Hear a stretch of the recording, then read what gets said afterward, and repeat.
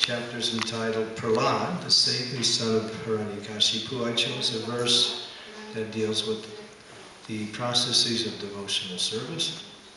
And this is text 23 and 24.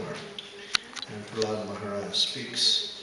Shri Parada Uvacha Shri Parada Uvacha Shravanam Kirtanam Vishnaho Shravanam Kirtanam Vishnaho Smarnam Bhadasevanam Smarnam Bhadasevanam Archanam Vandanam Dasyam Archanam Vandanam Dasyam Sakyam Atma Nivedanam Sakyam Atma Nivedanam Iti Pumsarpitam Vishno Iti Pumsarpitam Vishno Bhaktis Chenavalakshana Bhaktis Chenavalakshana Kriyate Bhagavatat Yadha Kriyate Bhagavatat Yadha Tanmane Dititam Uttaram Tanmane Dititam Uttaram Sri Parada Uvacha Shri Parada Uvacha Shravanam Kirtanam Vishnu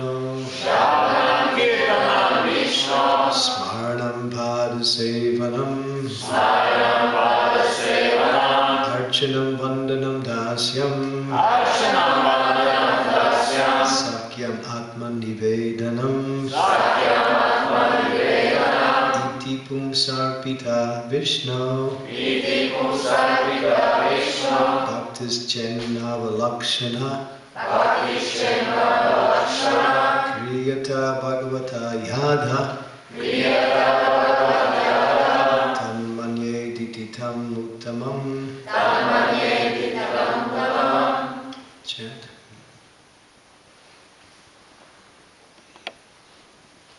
Shravanam Kirtanam Vishnu Shravanam Kirtanam Vishnu Smaranam Padasevanam Smaranam Padasevanam Archanam Vandanam Dasyam Archanam Vandanam Dasyam Sakyam Atma Nivedanam Sakyam Atma Nivedanam Iti Pumsarpita Vishnu Iti Pumsarpita Vishnu Bhaktis Chenavalakshana Bhaktis Chenavalakshana Kriyata Bhagavati Yadha Kriyata Bhagavati Yadha Tanmanye Haditam Uttamam Tanmanye Dititam Uttamam.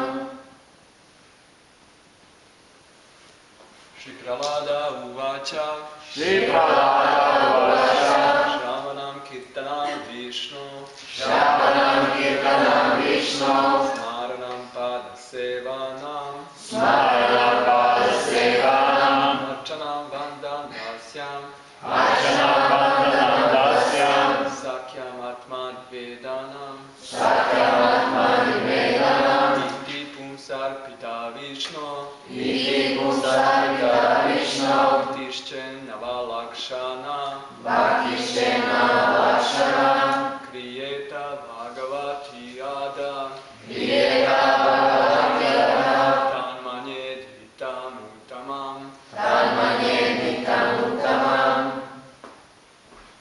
Shri Prahlada Uvacha Shri Prahlada Uvacha Shravanam Kirtanam Vishnu Shravanam Kirtanam Vishnu Smaranam Padasevanam Smaranam Padasevanam Archanam Vandanam Dasyam Archanam Vandanam Dasyam Sakyam Atma Nivedanam Sakyam Atma Nivedanam Iti Pumsarpita Vishnu Iti Pumsarpita Vishnu Bhaktis Chenavalakshana Bhaktis Chenavalakshana Kriyeta Bhagavati Yadha Kriyata Bhagavati Yadha Tanmanye Dititam Uttamam. Tanmanye Dititam Uttamam. Ladies. Shri Prahlada Uvacha Shri Prahlada Uvacha Shravanam Kirtanam Vishnu Shravanam Kirtanam Vishnu Smaranam Padasevanam Smaranam Padasevanam Archanam Vandanam Dasyam Archanam Vandanam Dasyam Sakyam Atma Nivedanam Sakyam Atma Nivedanam Iti Prasampita Vishnu Iti Iti Punsarpita Vishnu Bhaktishtana Valakshana Bhaktishena Valakshana Kriyeta Bhagavatyadam Kriyeta Bhagavatyada Tanmanyeditam Uttamam Tanmanyeditam Uttamam Shipralada Uvacha Shri Prahlada Uvacha Shravanam Kirtanam Vishnu Shravanam Kirtanam Vishnu Smaranam Pada Sevanam Smaranam Pada Sevanam Archanam Vandanam Dasyam Archanam Vandanam Dasyam Sakhyam Atma Nivedanam Sakyamatma Nivedanam Iti Punsarpita Vishnu Iti Punsarpita Vishnu Bhaktishena Valakshana Bhaktishena Valakshana Kriyeta Bhagavatyada Kriyeta Bhagavatyada Tanmanyeditam Uttamam Tanmanyeditam Uttamam Sri Parada Uvacha. Shri Prahlada Prahlad Maharaj said, Shravanam, hearing, Kirtanam, chanting, Vishnu, of Vishnu, not anyone else. Smaranam, remembering, Padasevanam, serving the feet, Archanam, offering worship, with soda, sopachera, the 16 kinds of paraphernalia,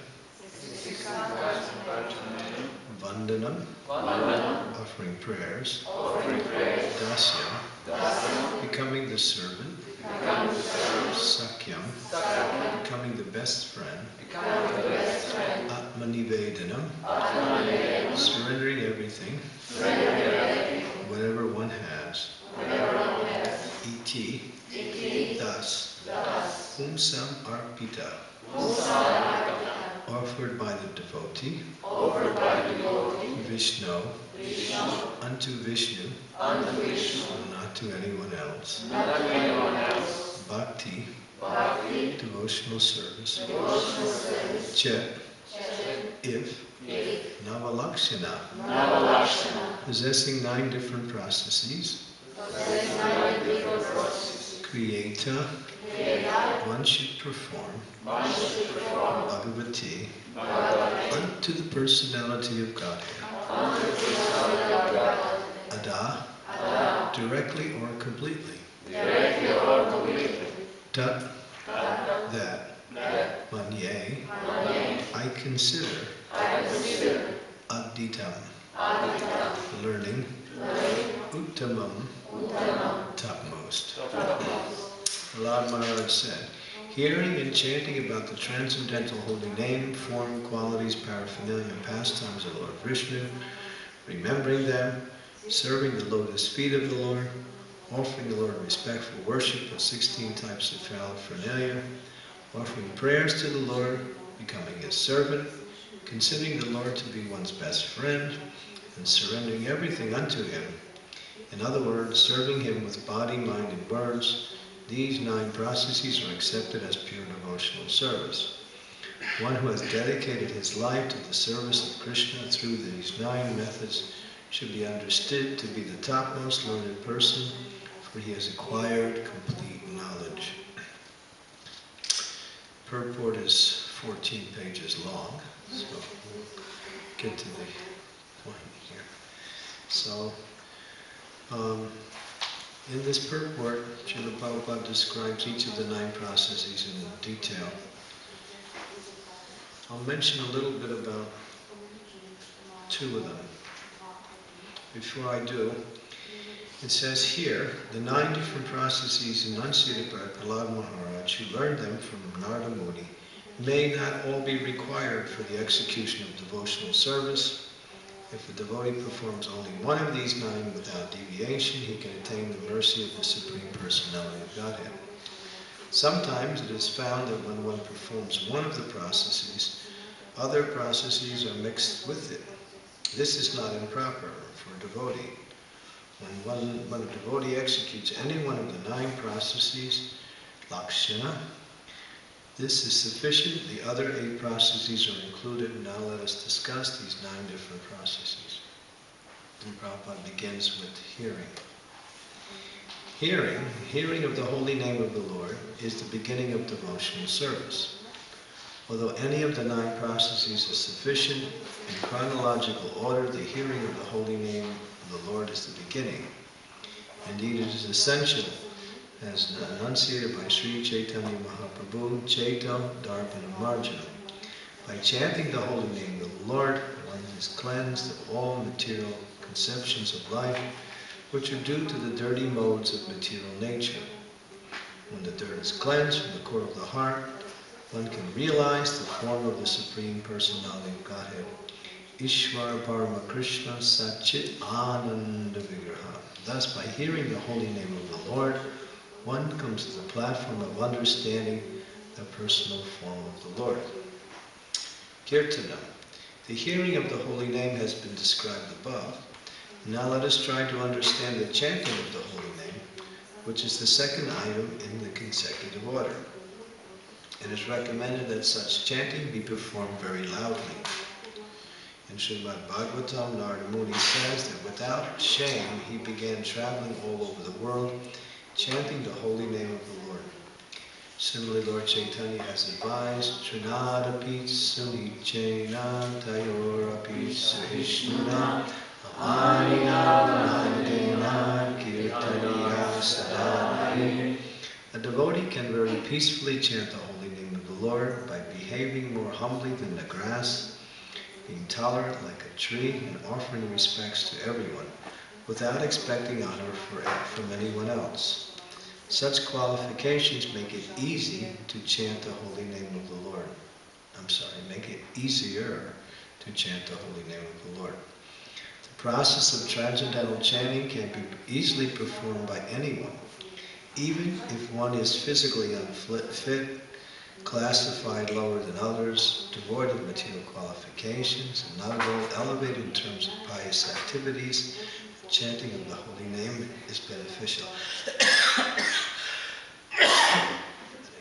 Excuse me. An aristocratic birth, an advanced education, beautiful bodily features, wealth, and similar results of pious activities are all unnecessary for advancement in spiritual life.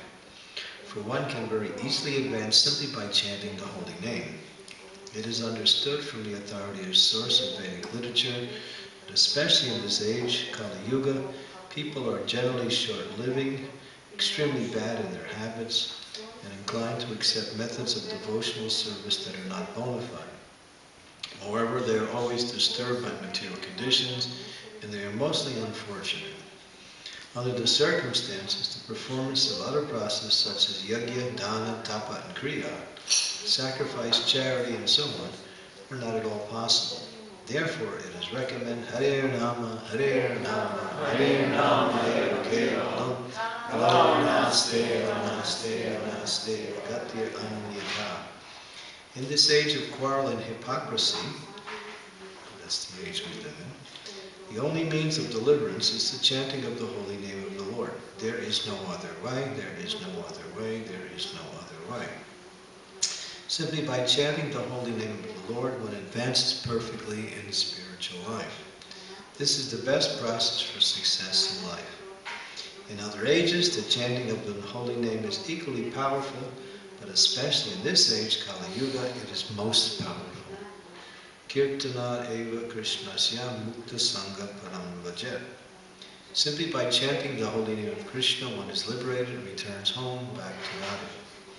Therefore, even if one is able to perform other processes of devotional service, one must adopt the chanting of the holy name as the principal method of advancing in spiritual life. So Prabhupada previously says any of the 9 processes are sufficient.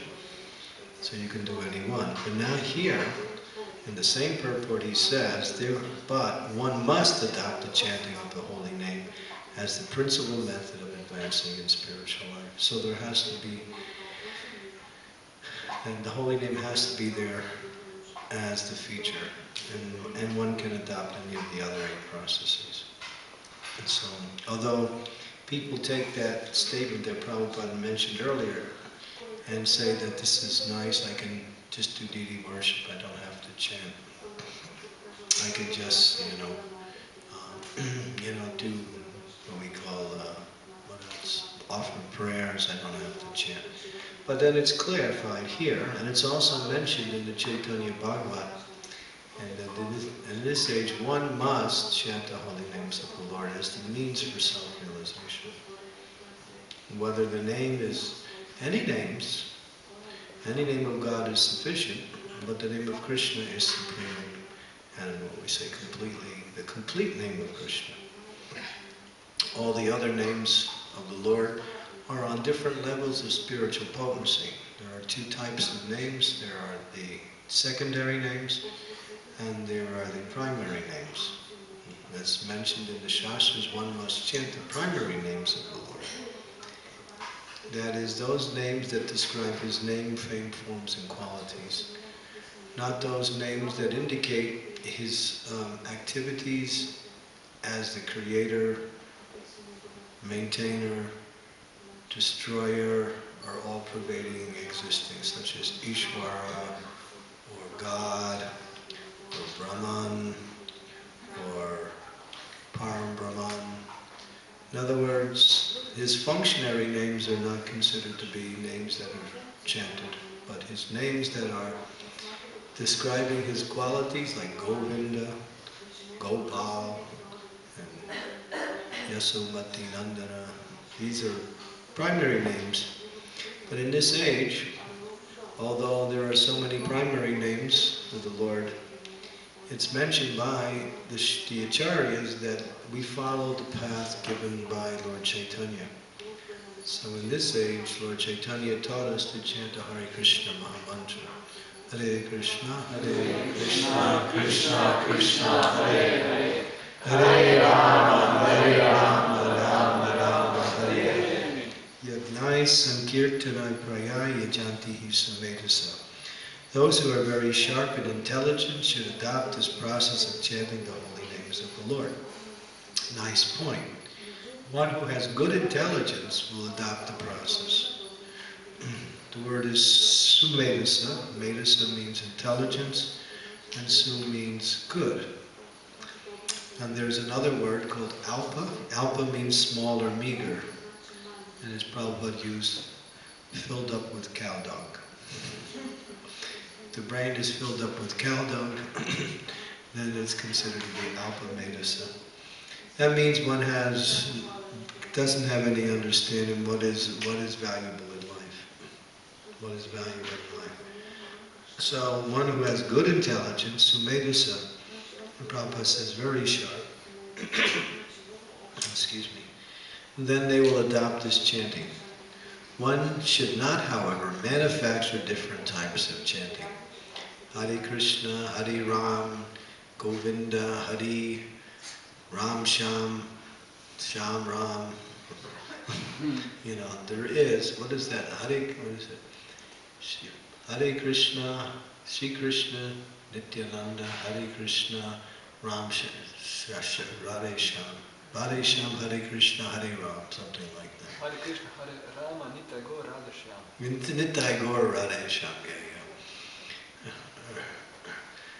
Radha Raman Babaji. He was a big, powerful chariot in that age. And he was chanting that, and he had a large following who were chanting that also. Bhaktisiddhanta Saraswati challenged him personally. This was in the early years before he became famous as an acharya. That was in the year 1905, just after he had took initiation from Gaura Das Babaji. But, there became a big problem, and Bhakti Vinod Thakur told him, don't challenge him anymore, he's just making a lot of trouble. There was a lot of backlash. But actually, Prabhupada speaks about this, that this is not authorized chanting by taking various names of the Lord from different mantras. Mantra has to be authorized by Shastra. Shastra is the basis for understanding truth and understanding the process of achieving the truth. And Shastra, one has to follow the Shastras, but one has to get the Shastras from the Acharyas. And the Acharya has to come in the line of other Acharyas that are coming connected to Krishna. So there's a process. One may claim to be an Acharya, one may speak on the Shastras, but if they don't have all the other qualifications, what they say has no, what we say, spiritual, what we say, potency.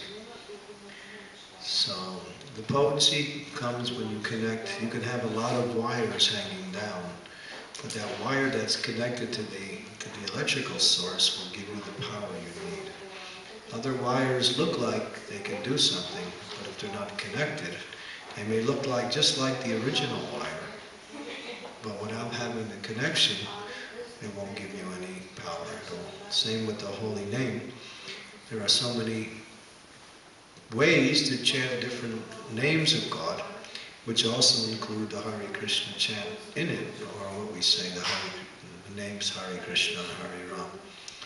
But if they're not authorized, one Prabhupada says, one should seriously adhere to the chanting as recommended in the scriptures.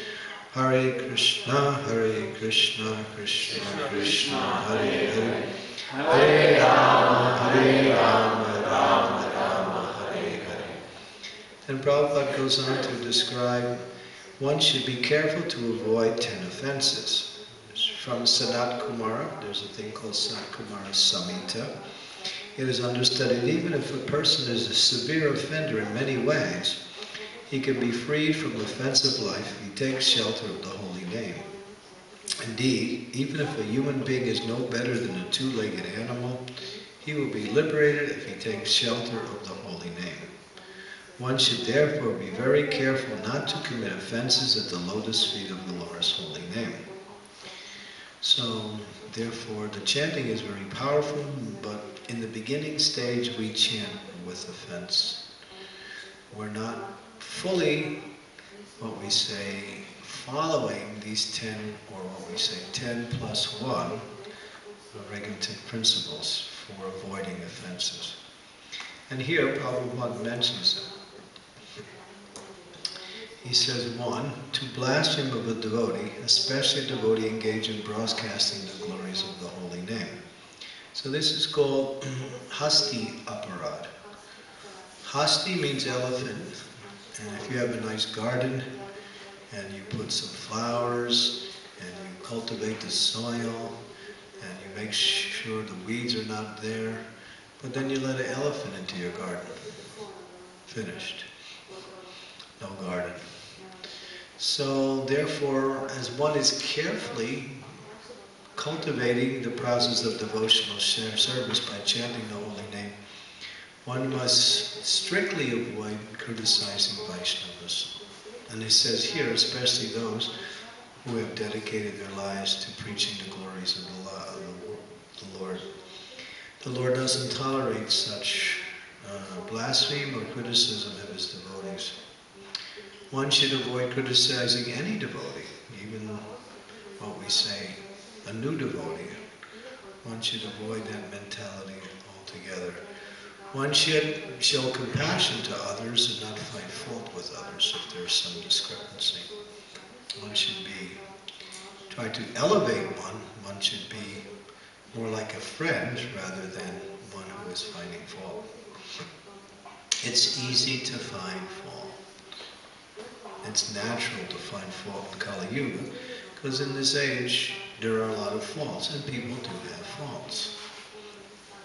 Especially when we come to people who have not been trained from birth to execute the process of devotional service, or even to live properly. Know samskaras, know what we say, proper behavior, know anything. People are just growing up like animals. I was just recently coming from London, this was last month, on an airplane, and there was about 50 children from the ages about 5 to about 15. It was a large group. And they were really wild and very misbehaved, very, what we say, even nasty, acting just like animals on the plane and doing all kinds of crazy things to other people, including me. I had to tolerate it. But, this is what's happening in Kali Yuga, that in this age, people have children without any, and then they just let them grow up whatever way they grow up. And so they're off to a bad start because they don't follow the Vana, the Garpadan Sanskara. So you have Vana Sankara children. And no one is training them, no one's teaching them. And they don't want to be taught, they simply want to enjoy their senses. So in this age, people have so many faults. It's an ocean of faults, as we hear from that verse, Kalir Dosha Nidhi Rajan, unlimited faults in this age. So even when a person comes to devotional service, even if a person is in devotional service they still may have some defects or some faults. But one should not be like, there are two types of animals or insects. One is a bee and one is a fly. The fly always tries to find the sores and the dirty places. It's the nature of a fly. And the bee always goes for the nice flowers that are very fragrant, sweet, very nice to look at. And he takes the honey from that. So Prabhupada says, be a bee. Be like a bee. Always try to see the good in others and overlook the faults. Even if you see faults, you shouldn't try to talk about them, push them out of your mind. It's not important. So one who dwells on faults of others will start to speak about it, and then that could be detrimental to one's devotion. It will be detrimental. So that's the first offense. To consider the name of Lord Shiva or any demigods to be equal or powerful as the name of Lord Vishnu, or to be superior to him. So Brahma, Shiva, powerful controllers, but they get their power from the Supreme Personality of Godhead, Vishnu or Krishna. So in places you'll see, in different places in India, people worship all the devas equally, and Krishna is one of them. They have their altars with many, many devas on, sometimes even include their grandfather on the altar. People worship the ancestors, but it's going a little bit too far. So, that whole thing of just worshiping anything, yatapat, tatapat, the idea is worship is the principle. It doesn't matter who you worship, as long as you worship. But if you worship, Krishna says in Bhagavad Gita, one who worships the devas, go to the devas. One who worships ghosts and spirits goes to them. One who worships the forefathers will take birth amongst the forefathers, and one who worships me will come to me. Yanti deva pata deva patrin yanti patrin vita putani puteju yanti mam yati mo nadyachino pimam. Thank you. So that is the verse from the 9th chapter, which is one of the most important chapters in the Bhagavad Gita, in which Krishna describes the process of destination.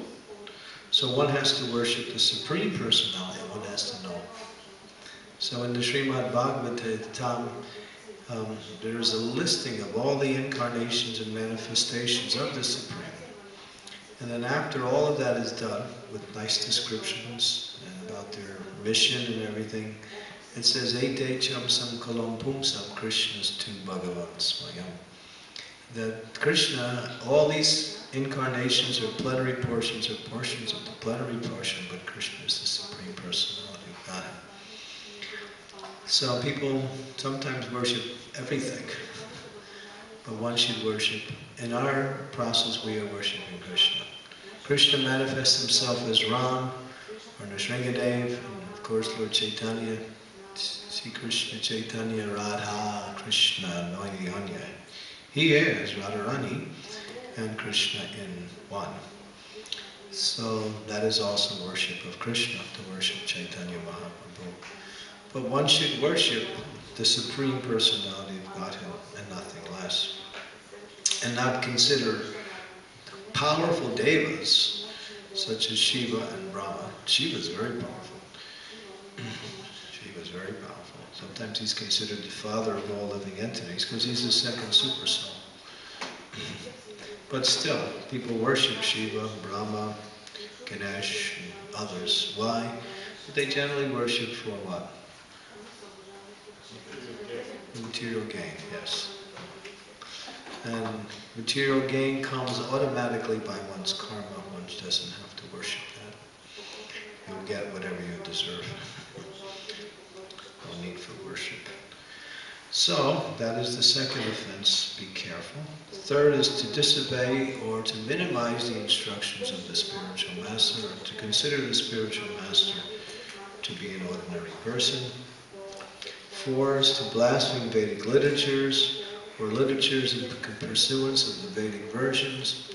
One should see that there are many types of literatures, and not all of them teach pure bhakti. Some teach karma, jnana, and other principles, but bhakti is also mentioned in some of these literatures. So there's a very nice purport in the 4th canto, Srimad Bhagavatam. Prabhupada says one should not find fault or criticize other religious scriptures.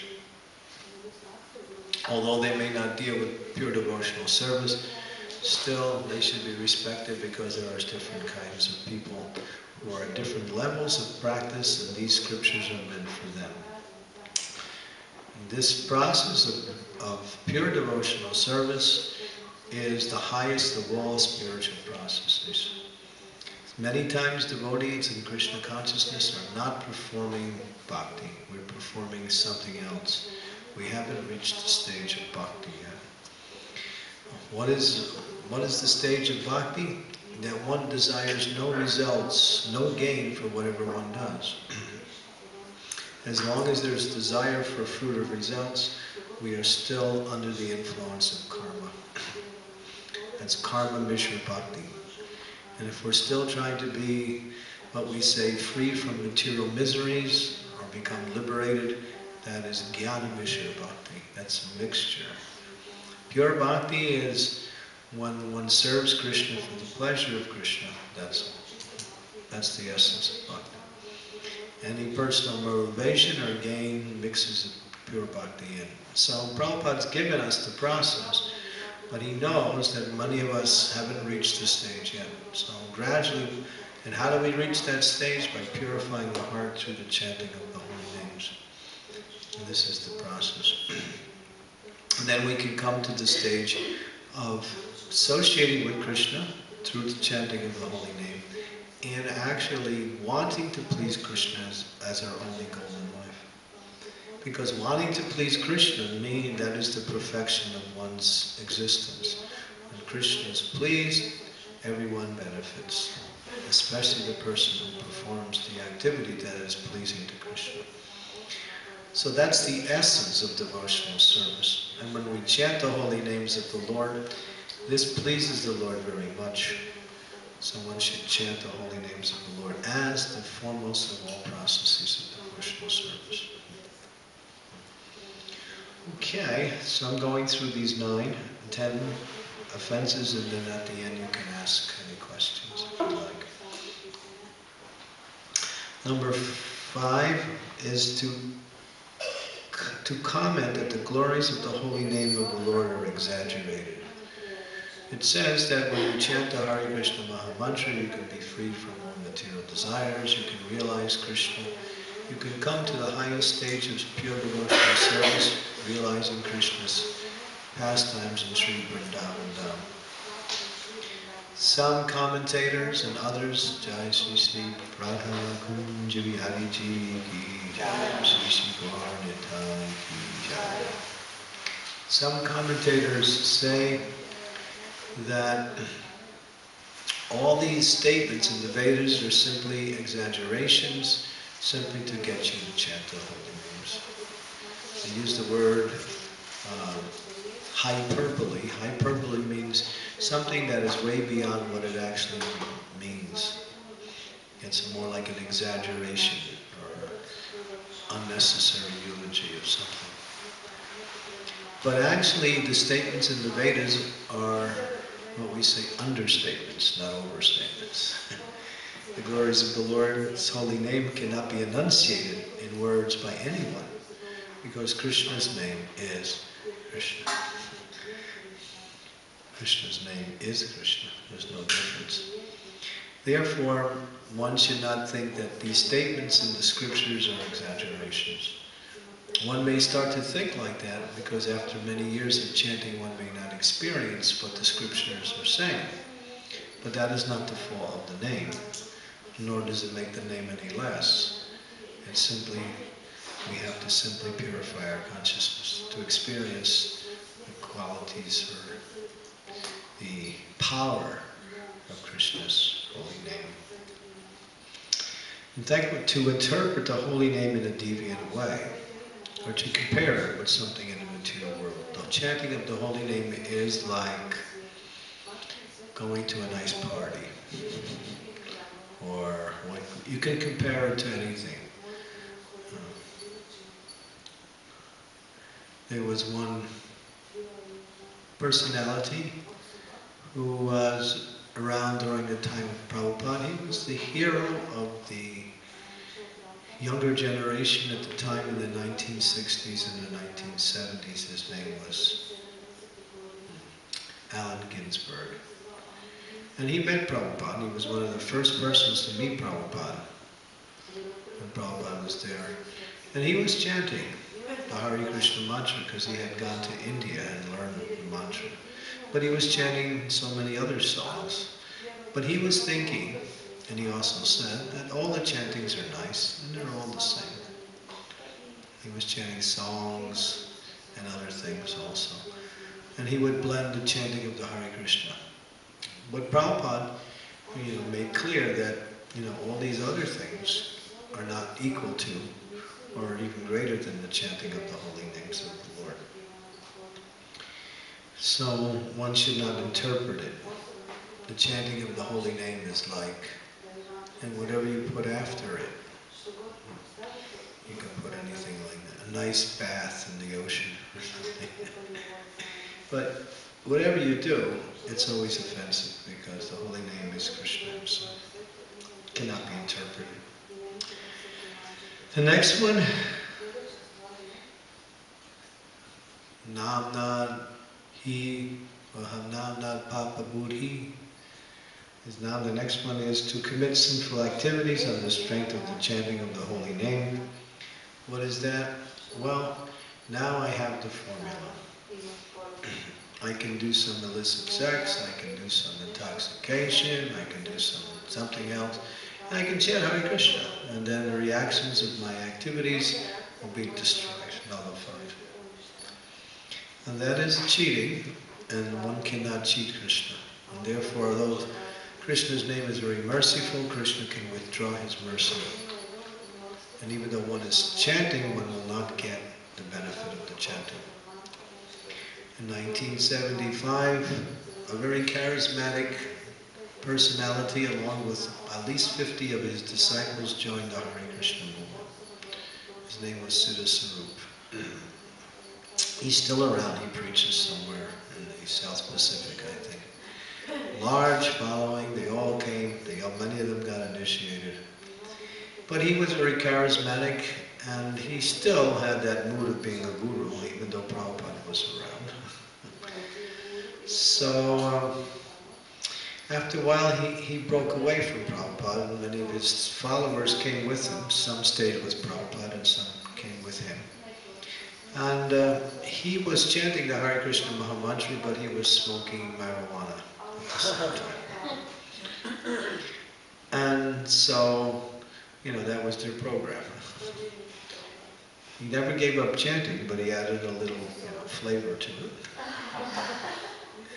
And in that flavor, so the devotees who were still with Prabhupada were saying, well, Prabhupada, he's chanting Hare Krishna. Prabhupada said his chanting is useless. It's offensive. has no benefit at all. In fact, it's actually taking them away, because he's breaking that principle of disobeying the instructions of the Shastras, that there are certain restrictions one must follow, and therefore he's not getting the benefit of the holy name. So be careful. If one accidentally commits a sinful activity, that is excusable, and one can chant the holy name and become free from the reaction.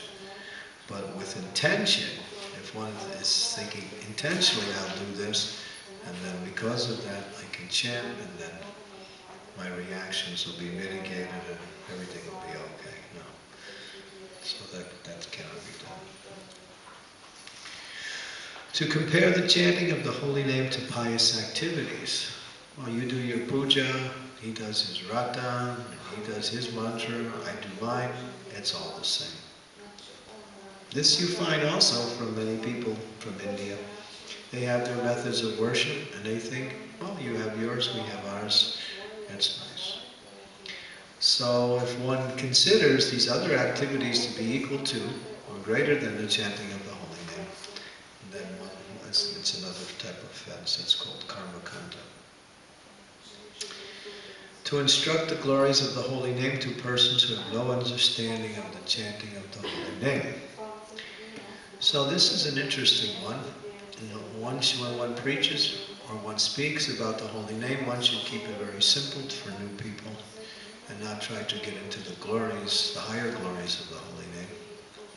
Sometimes in classes we may also speak like that, and there are new people here, and sometimes we somehow transgress this particular restriction a little bit, but in general we should try to avoid it, and that is that one should just speak very simply, basically, because if someone starts to take issue with what you say, then they become offensive, and then also they may also be unable to chant the holy name because of your bad preaching.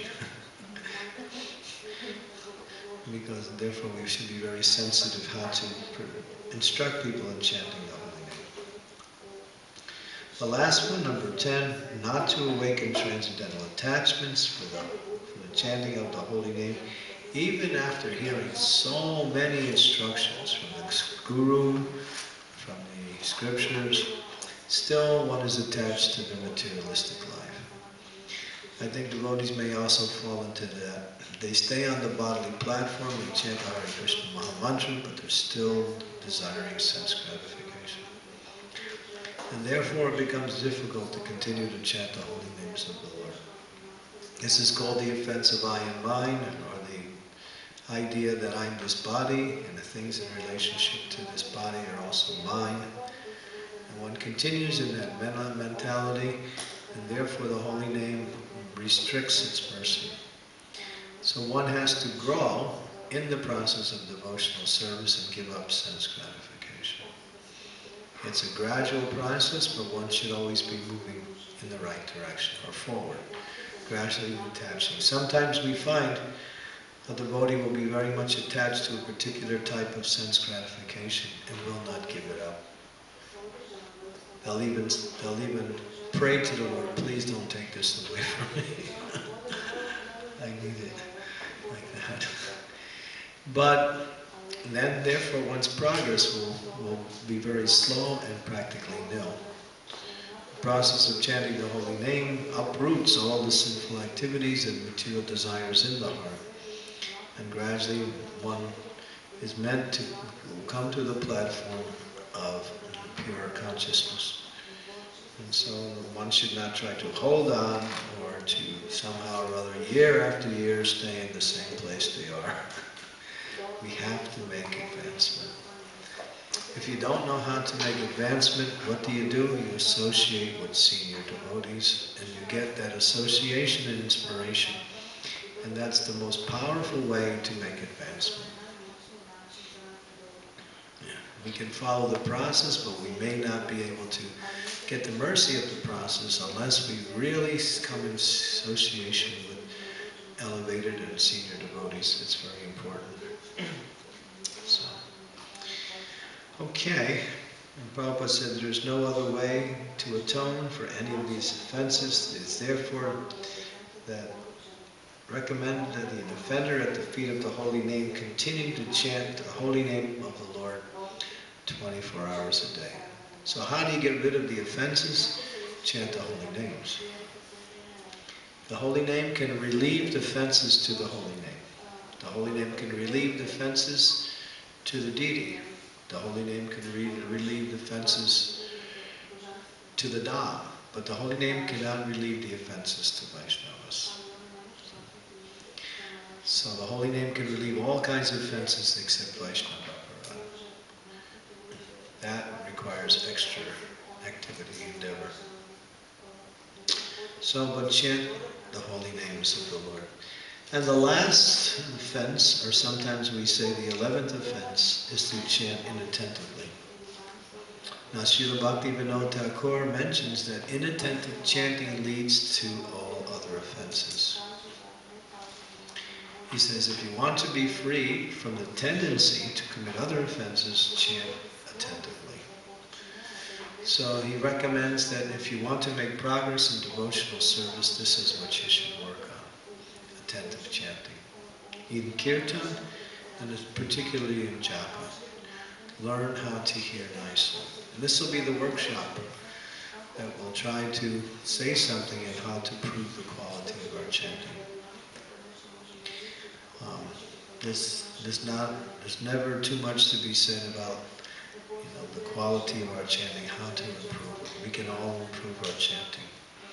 There's different aspects of how to improve from all angles, but one should work on attentive chanting.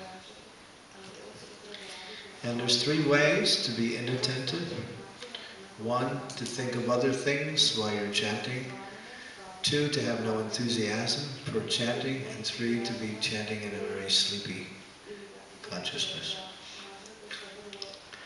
These are the 3 things. They're called Audakshina, Vikshepa, and Jadya. 3 things. So the Acharyas mention how to get over inattentive chanting. When inattentive chanting becomes long-term and persons are chanting inattentively for years, it becomes like impossible to break that unless they get some real strong help.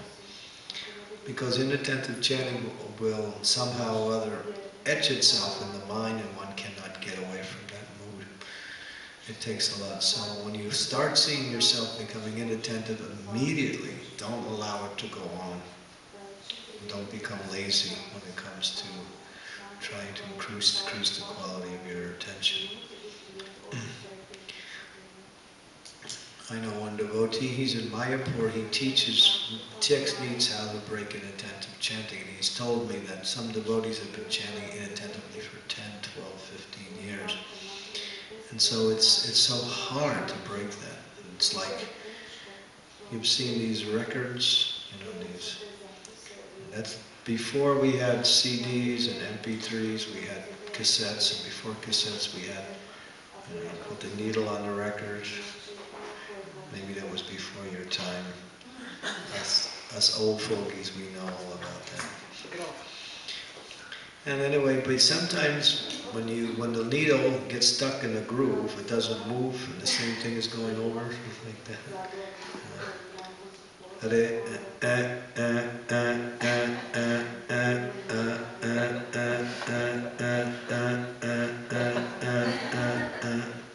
And you just kind of like push the needle and you scratch the whole record. So that stuck in the groove is like stuck in inattentive chanting. So sometimes it takes, some very severe types of work in order to break that inattention. But it can be done. So therefore be careful. Always observe yourself when you chant, how attentive you're chanting, and apply the principles to try to hear nicely.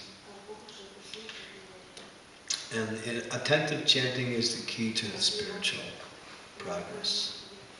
It gives us clarity of thought, it gives us intelligence how to deal with situations, and most of all, it frees us from the reactions of offenses.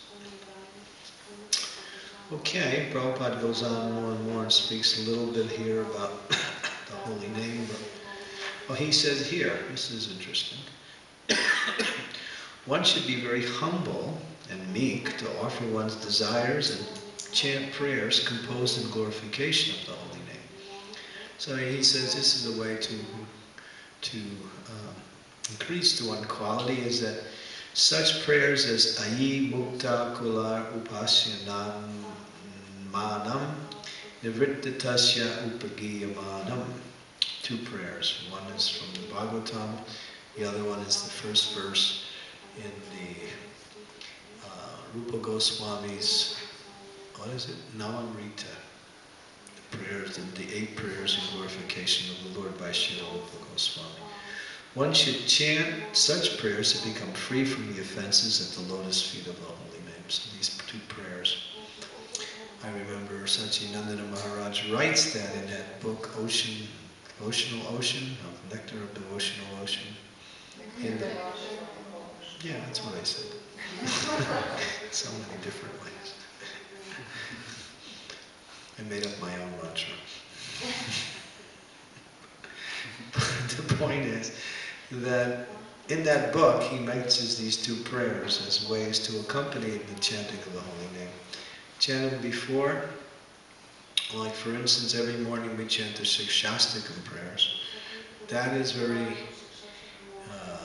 what we say, it gives great potency to our chanting. If we carefully chant the 6 Shastakam prayers in the morning prior to chanting the holy name, it will help us chant the holy name nicer. Because the 6 Shastakam prayers are none other than the holy name in another form. And we can chant other prayers, prayers from the Shastras, prayers from the great acharyas, just to remind us of the power, potency, and importance of chanting Krishna's name. So, okay, so we're getting on in time here. I want to keep the schedule. Any questions? Yes, Ishwara Puri Guru. So we can see, Maharaj, that it happens that we can be very respectful towards the devotees who we deal with occasionally or something like this. We are not with them on a regular basis. It's connected to this perfect text. People we're always with, we lose a little, like our wife. Yeah. But then when we are like with our wife or with our child or with husband or temple who are devotees who are in the temple with their close friends in the temple, they can see, we can see that they are in Maya, or they do not understand things, or they are on lower level than we are, and so on. And then we commit offenses towards them and maybe say some words which are not nice and so on. So how to increase our consciousness so that we can correctly also deal to the people who are very close to us? It doesn't matter if it is in a family or in the temple. How to deal with Vaishnavas properly? Who are close to us, like child, spouse, or temple devotee next to us. Well, you have to understand, you're not this body. And they are not their bodies either. Who are they? They're Krishna's part and parcel. As you serve others, it's a reflection of your relationship to the Lord. And so in relationship to how we want to deal with the Lord, we deal with others in the proper way. So as their children, we have to take care of the children. So there's a way to do that. And as our wife, we relate to them according to religious principles. So we follow these things. But our consciousness should be that I'm a servant. That's the most important thing.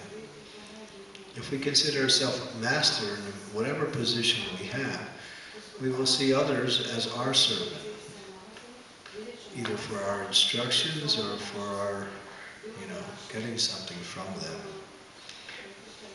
The devotee is trying to give, not trying to get.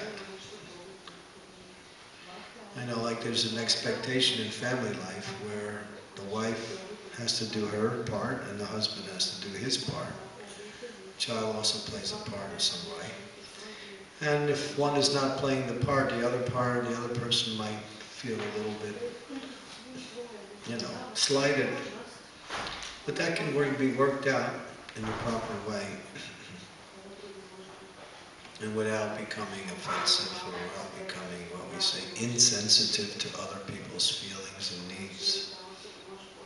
If we become insensitive to other people, quality of a devotee is that they understand, or they try to understand the needs of others, the feelings of others, and not so much that everybody has to understand me. Nobody understands me. Oh, it's horrible. Krishna, please, don't you know how great I am? How come they don't know it? So, we're always trying to put ourselves in the center. And that's the nature of the false ego. It wants to be the center. What to do. So, become a servant, or learn how to serve according to the situation. That's all. That's all. We want to serve others. We're not interested in being served and getting service. We may accept service in order so we can do service, but that's the reason why we accept service, so we can give something back. It's not like we need to be served. So, if you're in that mood of service, then you'll see, what can I do for that person, rather than what can they do for me.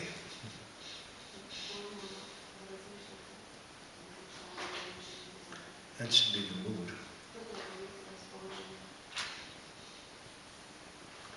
And even if there's some discrepancy, by acting in that way, you somehow or other overshadow the discrepancy. Persons change when we act properly. If you respect someone, even if they're not respectable in the sense of the way they're acting or anything, still they also may feel, oh, this person is nice, so they act nice also, or they change. They say if you want to change others, change yourself, and watch how other people change. And it's a fact. At least up to a large degree, that's true.